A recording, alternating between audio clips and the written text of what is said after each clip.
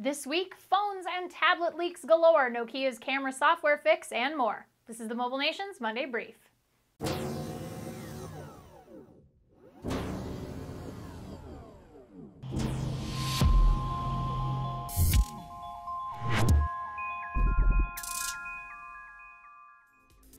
Greetings, mobile delegates. I'm Ashley Esqueda, and you're tuned in to the Mobile Nation's Monday Brief.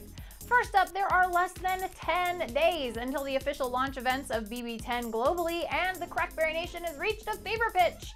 Last week, tons of BB10 device information, pictures, and video hit the web, and among them, we got more looks at the two devices RIM is banking on to usher them into the current-gen smartphone market.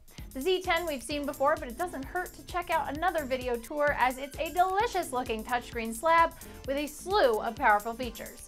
We also got a look at the X10, RIM's QWERTY device for those BlackBerry addicts who couldn't possibly give up their physical keyboards. It's still a not yet final device, at least officially, but it's still so lovely to look at. CrackBerry Kevin is already setting up the BlackBerry 10 campaign headquarters up in Toronto, and you'll be seeing a lot of content showing up on crackberry.com starting this week all the way through the launch events, the device launches, and the post-launch of BB10 and all of their phones. BB10, can you dig it? Android Central enjoying a slight ebb this past week in Android craziness after CES, but there were a couple of juicy stories last week, including a reported pre-Mobile World Congress outing of the Samsung Galaxy Note 8.0. And yes, it seems to be an 8-inch version of the Galaxy Note 10.1, indicating Samsung's not quite finished with the mid-sized tablet market. The specs are pretty straightforward here, and earlier benchmarks seem to peg it as having the same processor as the Note 2. It's likely we'll see the device unveiled at Samsung's press conference next month in Barcelona during Mobile World Congress, but until then, none of the details are official.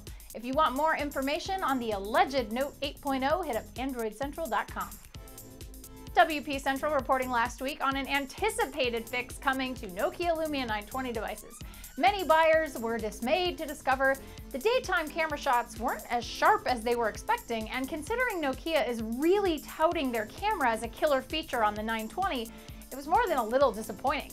Nokia promised an over-the-air fix, and that fix is now in the pipeline waiting to get pushed to 920s everywhere. The update is actually the Portico update for Windows Phone 8, but it also includes a software tweak to fix those camera issues folks have been seeing.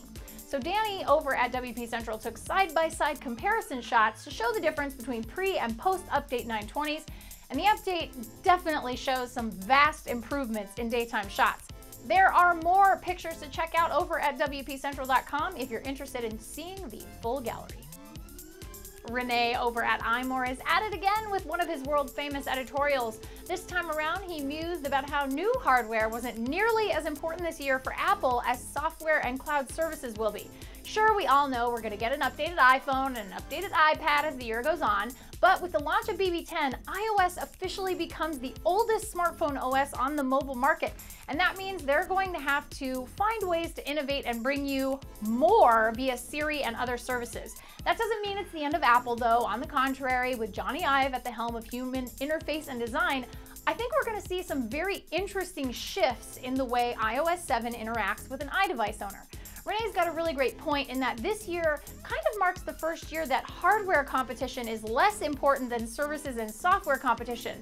So it's not very hard to agree with him, but regardless of whatever Apple has up its sleeve, this summer is going to be very interesting for fans of iOS and Apple in general. Speaking of iMore, a huge congratulations to iMore editor Liana Lofty and her husband on the birth of their new baby girl, Lucy. You did it, Liana, and it only felt like 6 million months of being pregnant. Our very first new Monet edition in 2013 is proving to be a sweet little girl already, just like her big sister and her mama. Congratulations, Lofty family, from everybody here at Mobile Nations. That's it for your Mobile Nations Monday Brief. You can subscribe to our YouTube channel at youtube.com/mobilenations. Check out our dazzling and informative podcasts at mobilenations.com/shows.